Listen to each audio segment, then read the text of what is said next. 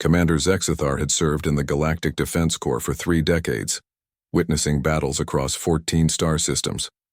His crystalline exoskeleton bore the scars of countless engagements, each mark a testament to his survival instincts. Yet nothing in his extensive military career had prepared him for the moment he received orders to deploy alongside a human battalion. The briefing room buzzed with nervous energy as various alien species gathered around the holographic display. Zexthar's compound eyes focused on the tactical readout showing the Drakmor invasion force approaching the mining colony of Kepler 442b. The enemy outnumbered the defenders 3-1, their bioships bristling with plasma weaponry, capable of melting through standard military armor like heated metal through ice. The humans requested to lead the ground assault, announced General Vorthak, his tentacles writhing with obvious displeasure. High Command has approved their request despite our recommendations. Murmurs of disbelief rippled through the assembled officers. The Veltar contingent clicked their mandibles in what Zexithar recognized as their species' equivalent of nervous laughter. The reptilian Sukavar delegation exchanged glances through their thermal-sensitive eye membranes, their forked tongues tasting the air for chemical signatures of fear and confusion. Zexithar had heard stories about humans during his academy training. They were described as a recently discovered species from a backwater system, possessing primitive technology and questionable strategic thinking. Their home planet was classified as a death world by galactic standards, with extreme weather patterns, aggressive predatory life forms, and atmospheric conditions that would kill most civilized species within minutes. Yet somehow these creatures had achieved faster-than-light travel and requested membership in the Galactic Alliance. The tactical display shifted to show human military specifications. Their weapons seemed crude compared to energy-based systems used by more advanced civilizations. They still relied heavily on kinetic projectiles, explosive devices, and close-quarters combat techniques that most species had abandoned millennia ago.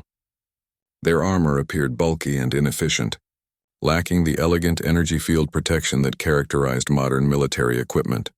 Their casualty rates are concerning, General Vorthak continued, manipulating the holographic interface with practiced efficiency. Human forces suffer losses at rates that would be considered catastrophic by our standards, yet they continue advancing toward objectives. Our xenopsychologists theorize this behavior stems from their predatory evolution on a hostile world. Captain Yildara of the Ethereal Collective raised one of her forearms, her bioluminescent skin pulsing with curiosity patterns. Have any of our forces actually observed human combat behavior directly? These reports seem based primarily on post-battle analysis and second-hand accounts. The general's silence stretched uncomfortably long. Zexithar realized that despite humanity's recent inclusion in galactic affairs, very few Alliance members had witnessed their military capabilities firsthand. Most intelligence came from automated sensors, debris analysis, and interrogation of captured enemies who had faced human forces. That is precisely why Commander Zexithar will embed with the human battalion during this operation, General Vorthak announced, causing Zexithar's thorax to tighten with surprise. His role will be to observe and document human combat procedures for future tactical analysis. This information will be invaluable for developing joint operation protocols. As the briefing concluded, Zexithar gathered his equipment and prepared for transport to the human staging area. His personal armor felt heavier than usual, weighted down by uncertainty rather than additional protective plating. The corridor leading to the shuttle bay seemed longer than normal, each step bringing him closer to an unknown experience that would challenge everything he believed about warfare and civilization. The shuttle bay buzzed with activity as various species prepared for deployment. Zexithar noticed that the other alien forces maintained careful distance from the human preparation area, as if avoiding contamination from some unknown pathogen. Through the transparent barriers, he could see human soldiers checking their equipment with methodical precision. They moved with surprising coordination, despite their apparent lack of telepathic or chemical communication systems used by more advanced species. Transport Officer Gelmus guided Zexithar toward the human shuttle, her scaled hands trembling slightly as she processed the transfer orders. Commander, I must remind you that human vessels lack proper atmospheric recycling systems. You'll need to rely on portable life support throughout the journey. The human shuttle appeared crude compared to sleek Alliance vessels, with visible welding seams, external armor plating, and weapon systems that seemed bolted on as afterthoughts. Yet something about its design suggested practical functionality over aesthetic consideration. Every component looked designed for specific battlefield conditions, rather than regulatory compliance or standardized manufacturing. As Zexthar approached the shuttle's boarding ramp, a human figure emerged from the shadows. The creature stood roughly 2 meters tall, covered in mottled green and brown fabric that seemed designed to blend with natural environments. Its face was partially concealed behind protective equipment, but Zexthar could see 2 forward-facing eyes that tracked his movement with predatory focus. "Commander Zexthar?" the human asked, its voice carrying through a communication device that translated the sounds into recognizable galactic standard. "I'm Lieutenant Colonel Sarah Chen. Welcome aboard our bird." Zexthar extended one of his primary manipulator appendages in what he hoped was an appropriate greeting gesture. The human grasped it with surprising gentleness, considering their reputation for aggressive behavior.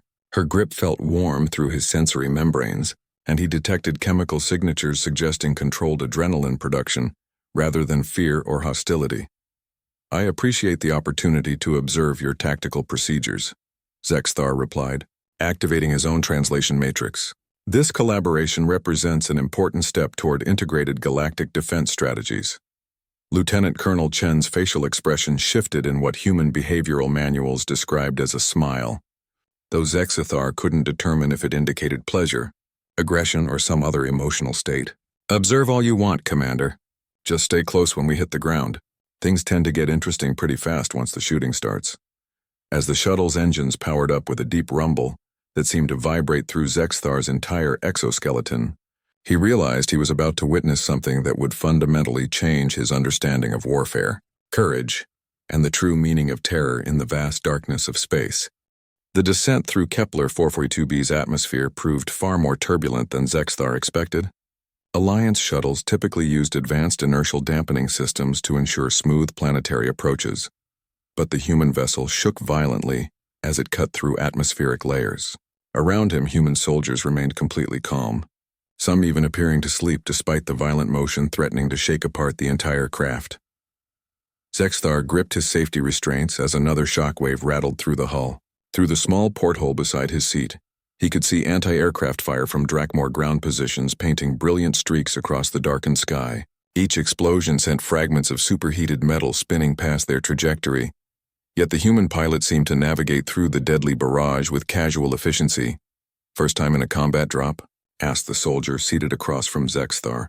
The human's name tape read Martinez, and her armor bore scratches and burn marks that suggested extensive field experience. She was methodically checking her weapon, a primitive kinetic rifle that seemed impossibly crude compared to plasma-based systems used by civilized militaries.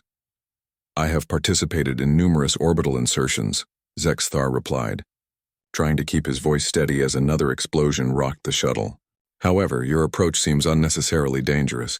Alliance protocols recommend using stealth technology and energy shielding to avoid detection during planetary descent." Martinez laughed, a sound that seemed completely inappropriate given their circumstances. "Stealth's nice when you've got it, but the Dracs have sensor arrays that can pick up a fly farting in a thunderstorm.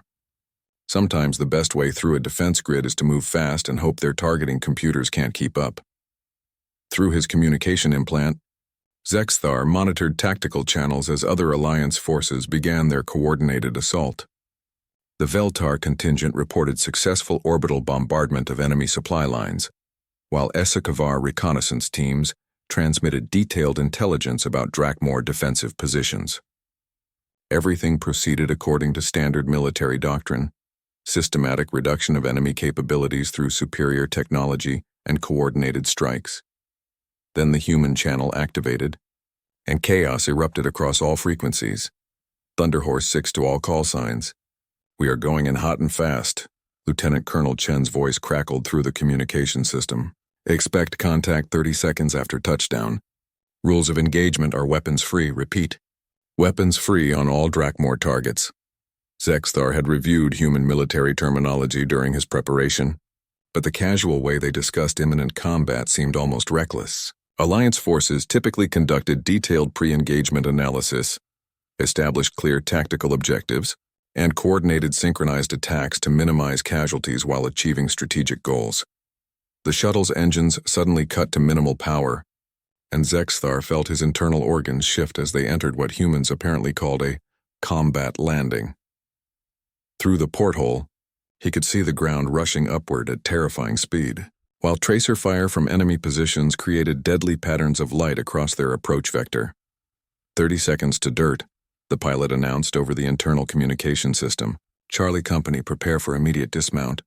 The LZ is hot. Repeat, the landing zone is hot. Martinez and the other soldiers around Zexthar began making final equipment checks with mechanical precision. They moved with surprising coordination despite the violent motion, securing loose items, adjusting weapon settings, and exchanging brief communications using hand signals rather than electronic systems. Their efficiency impressed him, though their methods seemed primitive compared to neural link coordination used by more advanced species. The shuttle struck the ground with tremendous force, throwing Zexthar against his restraints hard enough to crack one of his secondary carapace plates. Before he could fully recover from the impact, the rear cargo ramp was already lowering, and human soldiers were charging out into what could only be described as a storm of enemy fire. Zexthar's combat experience screamed warnings as he observed the tactical situation through his enhanced vision systems. Drakmor forces had established overlapping fields of fire covering the entire landing zone, with heavy weapons positions providing mutual support and clear lines of sight to any approaching targets. Standard alliance doctrine would require extensive preparatory bombardment, electronic warfare support, and coordinated flanking maneuvers to reduce such a defensive position. Instead, the humans simply ran directly into the teeth of enemy fire. Martinez grabbed Zexthar's arm with surprising strength, pulling him toward the ramp. "Stay low and keep moving," she shouted over the deafening sound of weapons fire. "The moment you stop, you're dead." The landing zone was a hellscape of explosions, flying debris, and the distinctive whine of plasma bolts searing through the air. Zexthar's tactical analysis systems immediately identified at least 17 different types of enemy weapon systems, all targeting the human landing zone with concentrated fire. The logical response would be immediate withdrawal to a safer position for regrouping and planning. Instead, he watched human soldiers spread out in what they called fire and movement tactics, with some providing covering fire while others advanced across open ground toward enemy positions. They used terrain features for temporary cover, but never remained stationary long enough for enemy targeting systems to achieve precise locks. The entire approach seemed chaotic and suicidal to someone trained in conventional military doctrine. Yet somehow, it was working. Drakmor defenders, accustomed to facing enemies who used logical tactical approaches, seemed unable to adapt to the humans' aggressive and apparently random movement patterns. Their weapon systems, designed to target enemies advancing according to standard military protocols, couldn't predict where the humans would appear next. Zexthar found himself running across the battlefield alongside Martinez, his crystalline exoskeleton reflecting muzzle flashes and explosion flares as they moved from one piece of cover to the next. His survival instincts demanded that he find a secure position and wait for proper support. But the humans around him seemed to treat the intense combat as a normal working environment. There, Martinez pointed toward a Drakmor heavy weapons position that was pouring devastating fire across the landing zone. "Third squad's going to suppress them while we flank left. You ready for this?" Zexthar stared at the enemy position, calculating fields of fire, defensive capabilities, and probable casualty rates for any assault attempt. Every military algorithm in his tactical training database indicated that such an attack would result in catastrophic losses with minimal probability of success. Then, he looked at Martinez's face and saw something that changed everything. She wasn't afraid. Despite facing overwhelming firepower from a superior defensive position, despite the logical impossibility of success, she displayed what could only be described as eager anticipation. Her eyes held the focused intensity of a predator about to strike, and her breathing remained steady and controlled. For the first time since joining this mission, Zexthar began to understand why the galaxy's most dangerous enemies had started surrendering when they learned they would be facing human forces. The assault on the Drakmor heavy weapons position began with what humans called suppressive fire, a concept that initially puzzled Zexthar. Alliance forces typically used precision targeting systems to eliminate specific threats with minimal ammunition expenditure, but the humans seemed content to fire massive volumes of projectiles in the general direction of enemy positions without apparent regard for accuracy or resource conservation. Then he realized the true purpose of their seemingly wasteful tactics. The Drakmor defensive position, designed to withstand direct assault by forces using conventional military doctrine, was not prepared for the psychological pressure created by constant incoming fire. Even though most human projectiles struck harmlessly against reinforced barriers, the continuous impact created a drumbeat of metal against metal that seemed to unnerve the defending aliens. "Now," Martinez whispered, and suddenly she was moving across open ground with 3 other humans. Their movements coordinated through hand signals and what appeared to be pure instinct. Zexthar watched in fascination as they used terrain features he hadn't even noticed, flowing from one piece of cover to the next like water finding the path of least resistance. His tactical analysis systems struggled to track their movement patterns. Every algorithm designed to predict unit behavior failed to anticipate where the humans would appear next. They seemed to violate basic principles of military movement, advancing when logic dictated they should retreat, splitting up when doctrine demanded concentration of force, and maintaining offensive momentum when any rational commander would call for tactical withdrawal. Yet they continued to close distance with the enemy position. Zexthar forced himself to follow, his crystalline exoskeleton scraping against rocky terrain as he tried to match their pace. His species had evolved on a world with stable gravity and predictable environmental conditions, making his movements appear clumsy compared to the humans' fluid adaptation to changing circumstances. He began to understand why their home world was classified as a death world. Only creatures capable of constant adaptation could survive in such an environment. The first human reached the enemy position's outer perimeter, and what happened next challenged everything Zexthar thought he knew about civilized warfare. Instead of using advanced weaponry to breach defensive barriers from a safe distance, the humans simply produced a primitive, explosive device and threw it over the fortification, like some kind of crude projectile weapon. The explosion that followed was far more devastating than any plasma cannon or energy weapon Zexthar had witnessed.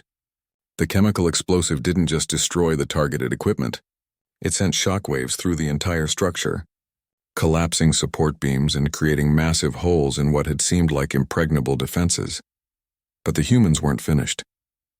Before the smoke had cleared, they were already climbing over the damaged fortifications and engaging Drakmor defenders in what could only be described as close-quarters combat. Zexthar had read about such fighting in historical documents, but had never imagined that any civilized species would willingly engage in personal physical combat when long-range weapons were available. The sounds that emerged from the enemy position were unlike anything in his military experience.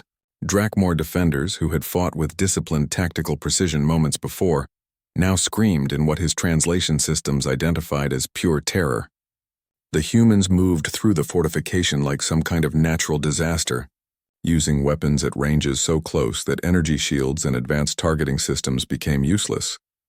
Martinez appeared at the entrance to the position, her armor splattered with substances that Zexthar preferred not to analyze too closely.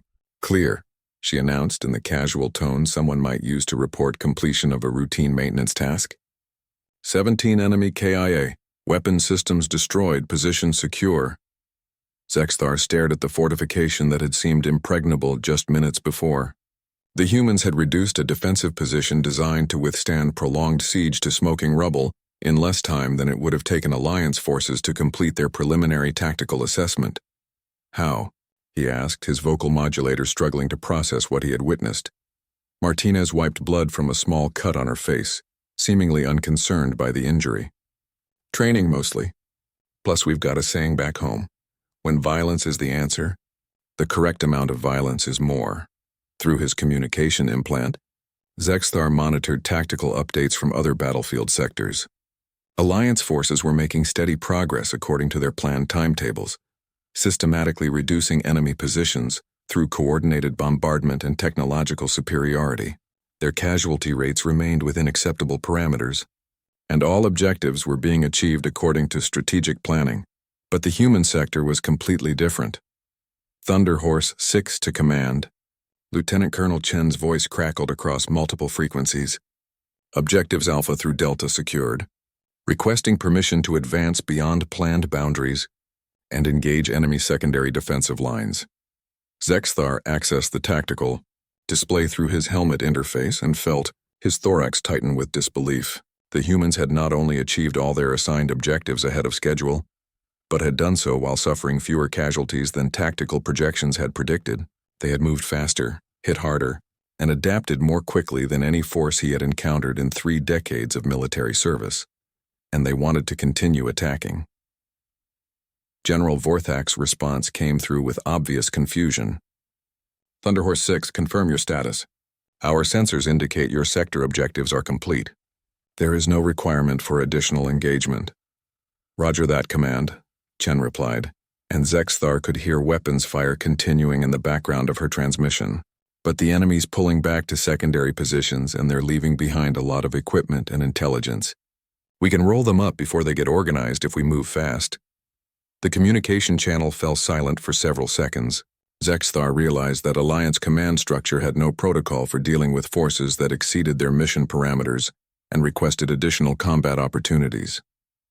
Most civilized species considered warfare a necessary evil to be concluded as quickly as possible with minimal resource expenditure.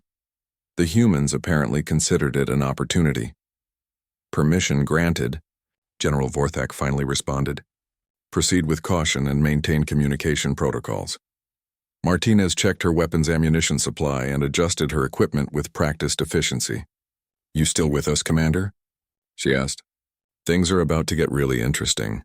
Zexthar looked around the captured position, noting the efficiency with which human soldiers were already cataloging captured equipment and preparing for their next advance.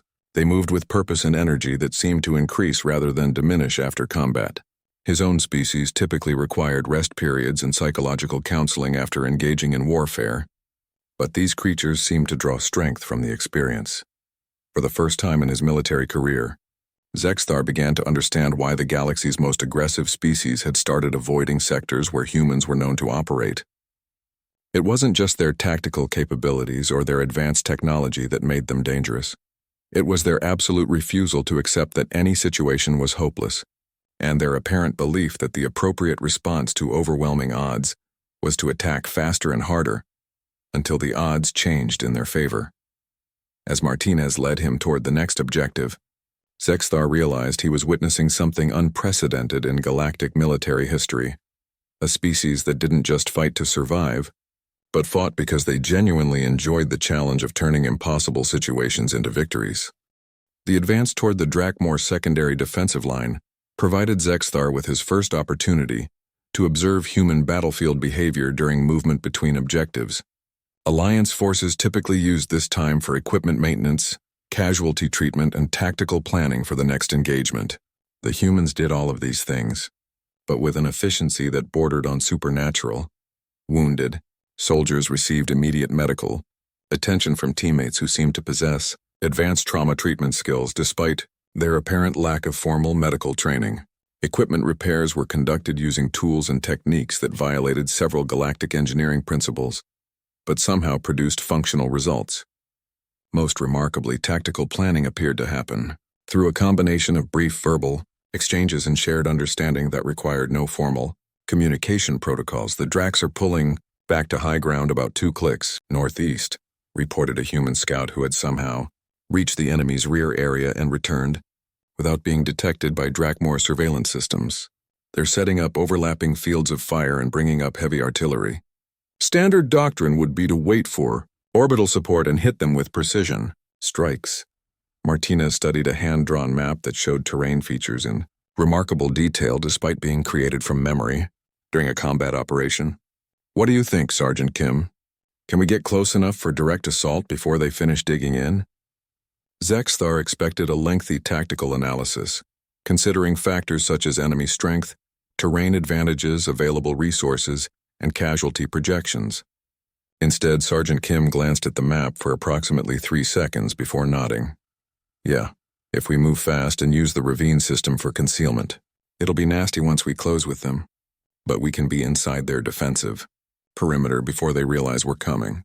The casual way they discussed assaulting a prepared defensive position with superior numbers and better terrain demonstrated a fundamental difference between human military thinking and every other species Zexthar had encountered.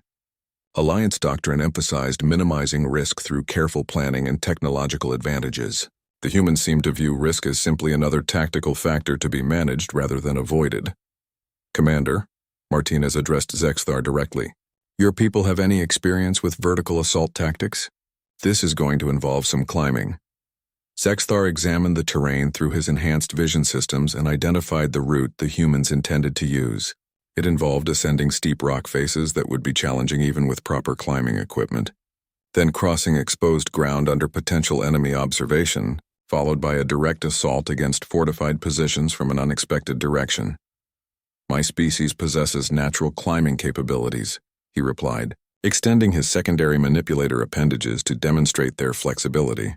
"However, our tactical doctrine typically avoids unnecessary exposure to enemy fire during approach movements." Sergeant Kim laughed, the sound carrying no trace of mockery despite the apparent criticism of Alliance military thinking. "Yeah, that's probably smart. But sometimes the best way to avoid getting shot is to make sure the other guy doesn't have time to aim properly." The advance began immediately, with human soldiers moving through terrain that challenged even Zexthar's enhanced mobility systems. They flowed over obstacles like liquid, using natural hand and footholds he couldn't identify until after they had already passed. Their movement remained coordinated despite the complete absence of electronic communication, as if they shared some form of telepathic link. But it wasn't telepathy, Zexthar realized as he struggled to keep pace. It was something far more impressive. Perfect understanding of each other's capabilities and intentions developed through extensive shared experience. They had trained together until they could predict each other's actions with supernatural accuracy, creating a form of unit cohesion that surpassed even the neural-linked formations used by the most advanced civilizations. The ravine system provided concealment from enemy sensors, but created its own challenges. Water from recent rains had carved the rock into smooth surfaces that offered minimal grip for conventional climbing equipment. The humans adapted by using techniques that seemed to violate basic principles of physics, somehow finding purchase on surfaces that should have been impossible to scale. "How are they doing that?" Zexthar asked Martinez as he watched a human soldier ascend a nearly vertical rock face using only natural handholds. "Friction. Climbing," she replied while simultaneously checking her weapon and scanning for potential threats. "You learn to read rock like a book after a while. Every surface has weak spots and grip points if you know how to find them." Zexthar attempted to apply this knowledge to his own movement and discovered that humans possessed an intuitive understanding of material properties that exceeded most engineering analysis systems. They could assess the structural integrity of rock formations, identify optimal load distribution points, and calculate maximum stress tolerances through simple visual examination. Their sensory capabilities were far more sophisticated than initial xenobiological assessments had indicated. The final approach to the Drakmor defensive position required crossing 200 meters of open ground that provided no concealment from enemy sensors. Alliance doctrine would demand artillery preparation, electronic warfare support, or technological solutions to mask the advance. The humans chose a different approach. "We go fast and we go together," Lieutenant Colonel Chen announced over their local communication net. "Once we start moving, we don't stop until we're inside their perimeter." Questions? Zexthar wanted to ask about casualty projections, backup plans, and extraction procedures if the assault failed. Instead, he watched human soldiers make final equipment checks with the calm efficiency of beings who had performed this type of operation countless times before. "No questions," someone replied. "Let's go hunting." The charge across open ground toward prepared defensive positions violated every principle of military science Zexthar had studied during his academy training. The humans moved without regard for cover, concealment, or tactical formation, simply running directly toward enemy positions while returning fire with their primitive weapons. Yet somehow, it worked. Drakmor defenders prepared for conventional assault tactics found themselves facing an attack that ignored all standard military protocols. Their weapon systems, designed to engage enemies advancing according to predictable patterns, couldn't adapt to targets that moved with apparently random vectors while maintaining offensive momentum. The humans reached the defensive perimeter in less than 30 seconds and immediately began close-quarters combat that turned organized resistance into chaotic panic. Zexthar watched alien defenders who had fought with disciplined precision moments before abandon their positions and flee rather than face human soldiers at close range. For the first time since beginning this mission, he began to understand why the galaxy's most aggressive species had started requesting reassignment rather than face human forces in direct combat. It wasn't fear of superior technology or tactical brilliance. It was recognition that humans possessed something far more terrifying than advanced weapons, the absolute conviction that any problem could be solved through sufficient application of violence and determination, combined with the physical and psychological capabilities to prove that conviction correct under even the most impossible circumstances. As he followed Martinez into the captured position, stepping over abandoned weapons and scattered equipment, Zexthar realized that witnessing human combat capabilities was fundamentally changing his understanding of what warfare meant in a galaxy where such beings existed. The captured Drakmor command center revealed intelligence that changed the entire strategic picture of the battle. Advanced surveillance systems, communication networks, and tactical databases provided detailed information about enemy dispositions across the entire planetary surface. What Zexthar discovered through his analysis systems made his thorax contract with cold realization. The mining colony operation was not a simple resource acquisition raid. The Drakmor had established a permanent forward operating base with defensive positions, supply networks, and reinforcement capabilities that suggested long-term occupation plans. More troubling, their communication logs indicated contact with other hostile species considering alliance against galactic civilization. "This is bigger than we thought," Martinez observed, studying the decoded intelligence through her primitive, but apparently effective translation systems. "They're not just here for the mining operation. This is a staging area for something much larger." Lieutenant Colonel Chen examined tactical displays showing Drakmor installations across 3 continents. The scope of enemy preparation was far beyond what Alliance intelligence had detected through orbital reconnaissance. Hidden facilities, underground networks, and camouflaged weapon systems created a defensive matrix capable of resisting conventional assault for months.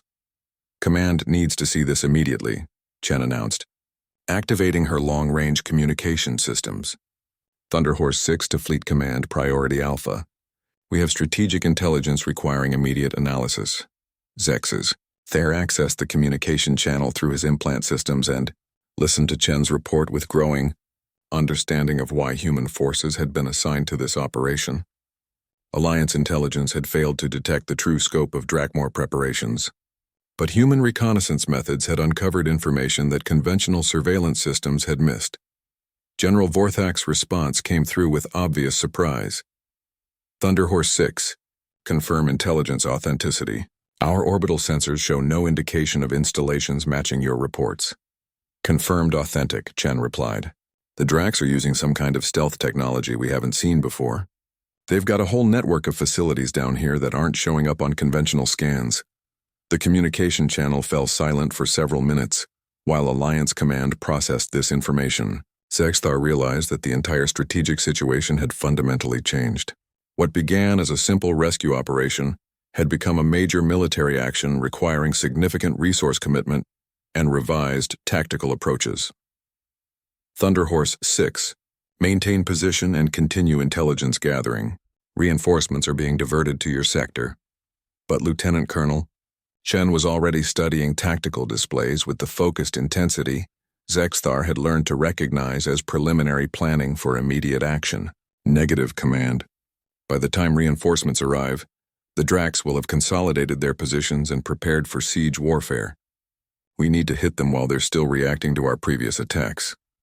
Zexthar checked tactical projections and felt his survival instincts activate emergency protocols.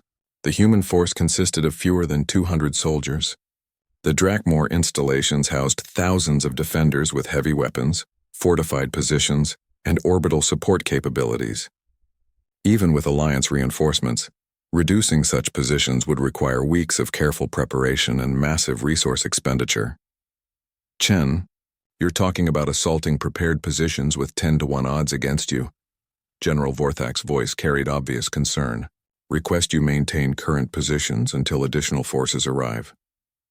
Through his enhanced audio systems, Zexthar could hear human soldiers around the command center discussing the tactical situation. Their conversations revealed a perspective on warfare that challenged every military principle he had studied during his 3 decades of service. The way I see it, Sergeant Kim explained to his squad, they've got good positions, but they're spread too thin trying to cover everything. If we hit them fast enough, we can roll up their network before they can coordinate mutual support. Plus, they're not expecting us to keep attacking, Martinez added while cleaning her weapon with mechanical precision. Every other species in the galaxy would pull back and wait for reinforcements. They're probably planning for a siege, not continuous assault. Zexthar realized that the humans had identified a fundamental weakness in Drakmor's strategic thinking. The enemy had prepared for conventional warfare against civilized opponents who valued resource conservation and casualty minimization. They had not prepared for an enemy that viewed overwhelming odds as simply another tactical challenge to be overcome through superior aggression and adaptability. We're going to need intelligence on their facility layouts, Chen announced to her assembled commanders. Who's got experience with underground reconnaissance? Several hands raised simultaneously, and Zexthar listened to detailed discussions of infiltration techniques, structural analysis, and close-quarters combat in confined spaces. The humans possessed specialized knowledge for every conceivable type of warfare, as if their species had somehow managed to experience every possible combat scenario during their development.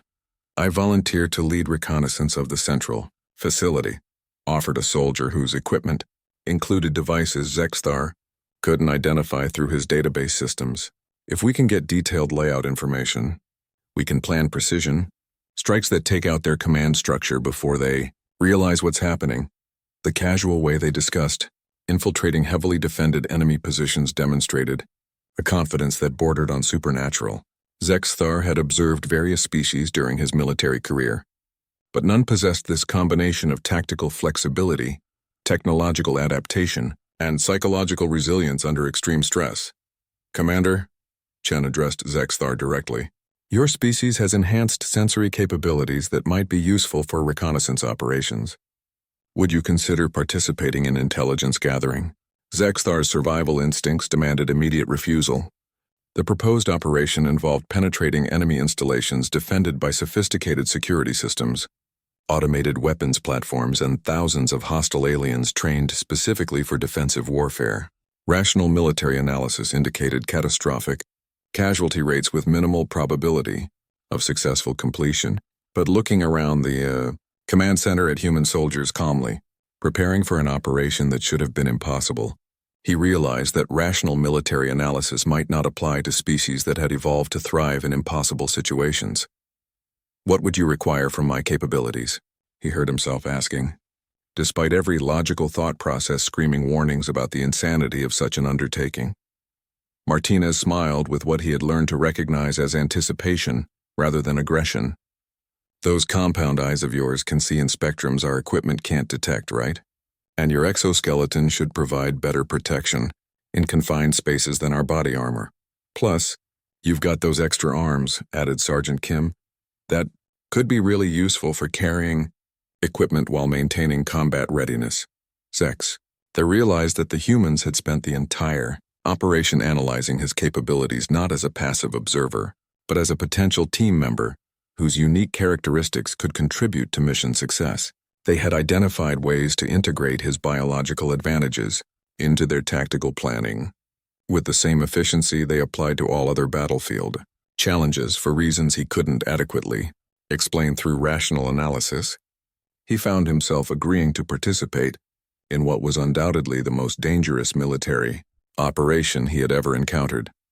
As human soldiers began detailed planning for simultaneous strikes against multiple fortified positions, Zexthar understood that he was about to discover what happened when an unstoppable force encountered obstacles that seemed impossible to overcome. The humans, he realized, were about to teach the galaxy a lesson about the difference between what was impossible and what simply required more violence and determination than civilized beings were prepared to apply.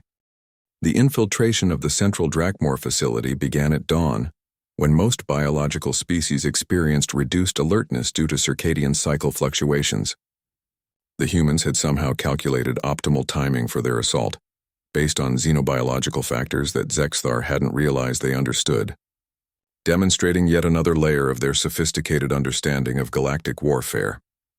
Moving through underground tunnel systems toward the enemy command center, Zexthar experienced firsthand the human approach to reconnaissance operations. They moved with supernatural silence despite wearing equipment that should have generated significant noise against rocky surfaces. Their ability to navigate in complete darkness exceeded his own enhanced vision capabilities, as if they possessed sensory systems that standard biological analysis had failed to detect. "Contact ahead," whispered the point scout. A human whose equipment included sensors that somehow functioned without generating detectable electromagnetic signatures. 2 sentries at Junction Alpha 7, standard rotation pattern.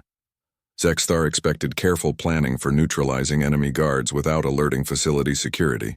Instead, he watched 2 human soldiers simply approach the sentries directly, moving with coordinated precision that eliminated both threats before they could activate alarm systems. The entire engagement lasted less than 10 seconds and produced no sound louder than normal facility ventilation systems. "Clear," one of them reported in barely audible tones. Proceeding to primary objective. The facility's internal layout defied conventional military architecture. Drakmor engineers had created a defensive maze designed to channel attackers into predetermined kill zones, while providing defenders with multiple fallback positions and overlapping fields of fire. It should have been impossible to penetrate without triggering massive defensive responses. The humans treated it as an interesting puzzle. "Service tunnel access here." Martinez pointed to a maintenance opening that Zexthar's enhanced vision could barely detect. "Leads directly to their central processing unit. We can bypass 3 security checkpoints and emerge inside their primary defensive perimeter." Zexthar examined the opening and calculated dimensional requirements for passage. The space was barely large enough to accommodate human physiology, requiring movement through several hundred meters of confined tunnel in complete darkness while carrying full combat equipment. For most species, such an approach would be physically impossible. The human squeezed through the opening as if navigating confined spaces was routine training rather than an extreme survival skill. Following Martinez through the service tunnel system, Zexthar discovered that human adaptability extended far beyond battlefield tactics. They possessed intuitive understanding of structural engineering, ventilation systems, and facility maintenance protocols that allowed them to move through alien infrastructure as if they had designed it themselves. "Power junction ahead." Martinez indicated a section where multiple energy conduits converged near the main processing center. "Perfect place for a little sabotage while we're gathering intelligence." The humans produced devices that Zexthar couldn't identify through his extensive database of galactic technology. They seemed to understand alien engineering principles well enough to modify critical systems without triggering automated security responses, demonstrating technical knowledge that exceeded most certified engineers. "What are you doing?" Zexthar asked as he watched them attach unknown devices to Drakmor power systems. "Insurance policy," Martinez replied while making precise adjustments to alien circuitry.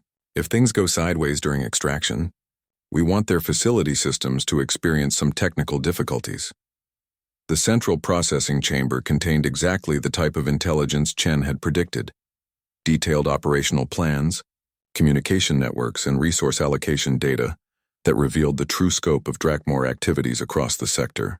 But what disturbed Zexes their most was evidence that they had been monitoring Alliance military communications and had detailed information about standard tactical procedures used by civilized forces. They had prepared specifically to fight conventional galactic militaries, but had no intelligence about human capabilities or tactical doctrine. "They've been planning this operation for months," Martinez observed while copying data through systems that somehow interfaced with alien technology without triggering security protocols. "Multiple species involved, coordinated timeline, resource sharing agreements. This isn't just a mining raid." Through his communication implant, Zexthar accessed the intelligence data and felt his understanding of the strategic situation shift fundamentally. The Drakmor had formed what could only be described as an anti-civilization alliance, specifically designed to exploit weaknesses in standard alliance military doctrine, while avoiding engagement with forces capable of unconventional responses. They had never encountered humans before. Thunder Horse 6, this is reconnaissance team. Martinez reported through encrypted channels. We have comprehensive intelligence on enemy operations. Uploading data now. Chen's response came through immediately. Outstanding work. Maintain position and prepare for extraction. The rest of our forces are moving into assault positions. But as they prepared to leave the facility, Drakmor security systems finally detected their presence. Alarm signals began echoing through corridor systems, and Zexisthar's sensors identified multiple hostile signatures converging on their position from every direction. Well, this got interesting fast, Martinez observed with what seemed like genuine pleasure rather than concern. How do you feel about dynamic extraction under hostile conditions? Zexisthar's tactical analysis systems immediately calculated probability matrices for successful escape from a facility filled with armed defenders who now knew their exact location. Every scenario resulted in either capture or elimination, with no mathematical possibility of reaching extraction points before enemy forces established overwhelming superiority. Then, he realized that the humans weren't trying to escape. They were attacking. All call signs. This is reconnaissance team, Martinez announced over tactical frequencies. We are going loud inside the facility, commencing sabotage operations and target elimination. Recommend immediate assault on external positions to prevent enemy coordination. The devices they had attached to facility power systems activated simultaneously, plunging entire sections of the installation into darkness while disabling security systems, communication networks, and automated defenses. In the confusion that followed, human soldiers began systematically eliminating enemy personnel with efficiency that exceeded anything Zexisthar had witnessed during conventional combat, operations moving through darkened corridors filled with panicking alien defenders. The humans demonstrated combat capabilities that challenged his understanding of what biological organisms could achieve. They fought with coordination that seemed supernatural, anticipating each other's movements and maintaining tactical formation despite zero visibility conditions. Enemy forces, trained for defensive warfare in familiar territory, found themselves fighting an opponent that moved through their own facility with apparent omniscience while eliminating targets with surgical precision. The psychological impact was immediate and devastating. This is insane, Zexisthar commented as he followed Martinez through a corridor littered with abandoned enemy equipment. Your tactical doctrine seems designed to maximize risk while minimizing strategic advantage. Martinez paused to eliminate another enemy position with casual efficiency before responding. Yeah, but it works. Sometimes the best defense against superior numbers is to make them too scared to use those numbers effectively. Through facility communication systems, Zexisthar could hear Drakmor commanders attempting to coordinate defensive responses. Their voices carried increasing panic as they realized that conventional military responses were useless against an enemy that ignored all standard tactical limitations. As explosions from human sabotage operations echoed through the installation, he began to understand that he was witnessing something unprecedented in galactic military history. A species that treated impossible odds not as obstacles to overcome, but as opportunities to demonstrate just how impossible their capabilities really were. The extraction from the facility would prove to be even more educational than the infiltration had been. The final extraction from the Drakmor facility became a masterclass in what humans termed aggressive egress tactics. Rather than attempting to leave through the same route they had used for infiltration, the reconnaissance team simply blew holes through facility walls and fought their way directly to the surface while the main human force simultaneously assaulted external defensive positions. Zexisthar found himself in the middle of a coordinated attack that violated every principle of military science he had studied, yet somehow achieved complete tactical success within minutes of initiation. Human forces inside the facility provided targeting information for soldiers outside, while external assault teams created diversionary pressure that prevented enemy defenders from concentrating against the reconnaissance team. The most remarkable aspect of their coordination was its apparent spontaneity. No detailed planning phase had occurred, no complex communication protocols were established, and no backup contingencies were formally arranged. The humans simply began attacking from multiple directions simultaneously, adapting their tactics in real time based on enemy responses and changing battlefield conditions. Thunder Horse 6 to all call signs. Chen's voice carried across tactical frequencies as explosions echoed through the facility around them. Enemy resistance is collapsing across all sectors. Continue pressure and prepare for pursuit operations. Emerging onto the surface through a hole Martinez had created using explosive charges, Zexthar discovered that the external battle had already concluded. Drakmore defensive positions that should have required hours of careful reduction lay abandoned, their occupants having fled rather than face human assault tactics that ignored conventional military limitations. The psychological impact of human combat methods had proved more effective than superior firepower or technological advantages. Casualty report. Chen requested as her forces regrouped around the captured facility. 2 minor injuries, no KIA, came the response from multiple unit commanders. All objectives secured, intelligence gathered, enemy capabilities neutralized. Zexthar accessed his own tactical analysis systems and confirmed what seemed impossible.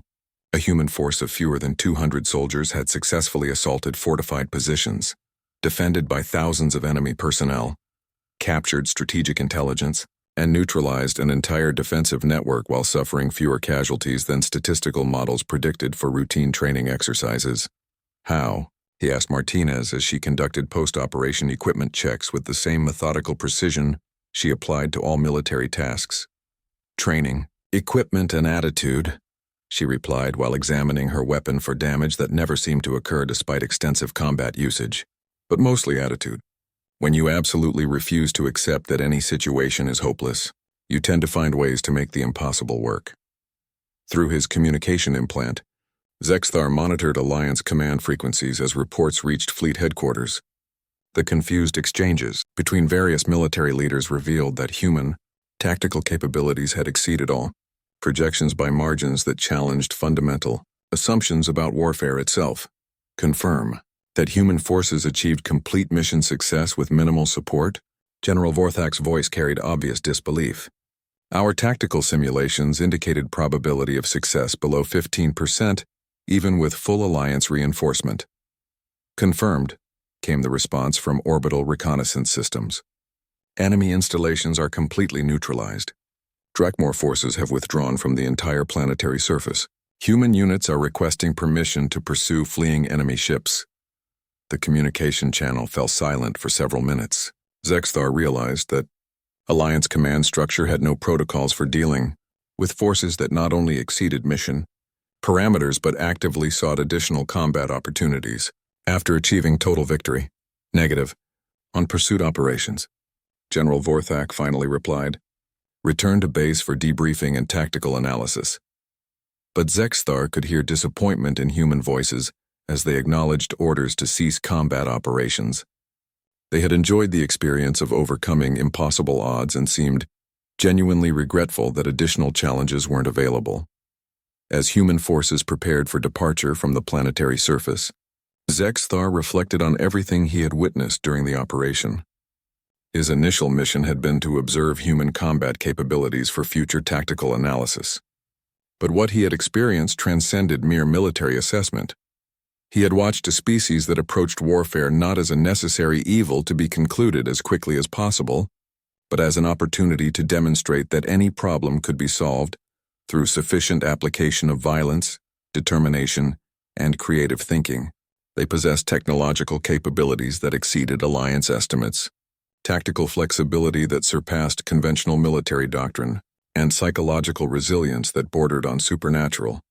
Most troubling, they seemed to genuinely enjoy combat in ways that other species found disturbing.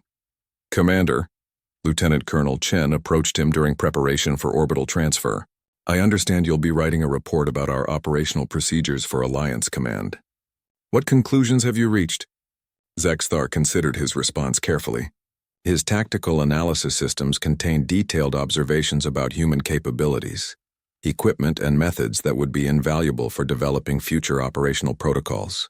But the most important discovery wasn't technical or tactical. Your species possesses capabilities that exceed current Alliance understanding, he replied. Integration of human forces into galactic defense strategies will require fundamental revision of existing tactical doctrine. Chen smiled with what he had learned to recognize as satisfaction rather than aggression. That's probably accurate. We tend to approach problems differently than most civilized species. As the transport shuttle lifted off from the captured facility, Zexthar watched human soldiers settling into their seats with the relaxed demeanor of beings who had completed a successful training exercise rather than survived one of the most dangerous military operations in his experience. They discussed the battle with casual analysis, identifying lessons learned and suggesting improvements for future operations. Through the shuttle's communication systems, he listened to Alliance Command debriefing sessions where military leaders struggled to understand how human forces had achieved success that exceeded all logical projections. Their conversations revealed fundamental misconceptions about human capabilities that would require extensive revision. The galaxy had been operating under the assumption that humanity was simply another species with primitive technology and questionable strategic thinking. What Zexthar had discovered was far more significant. They were a species that had evolved to thrive in impossible situations by refusing to accept that anything was truly impossible. The shuttle docked with Alliance fleet vessels. He began composing his official report, while simultaneously understanding that written words could never adequately convey what he had witnessed. How could he explain to civilized beings that humans treated overwhelming odds not as obstacles to avoid, but as puzzles to solve through superior aggression and adaptability? His final entry in the tactical analysis database was simple. Recommend immediate revision of all strategic planning assumptions regarding human military capabilities. Previous assessments were fundamentally inadequate. Human forces represent an entirely new category of galactic military asset. But privately, as he watched human soldiers disembarking with the cheerful demeanor of beings already planning their next impossible mission, Zexthar understood that he had witnessed something far more profound than superior military tactics. He had seen what real terror looked like to the galaxy's enemies. The absolute certainty that no matter how hopeless the situation appeared, humans would find a way to make it work in their favor, and they would enjoy every moment of the process.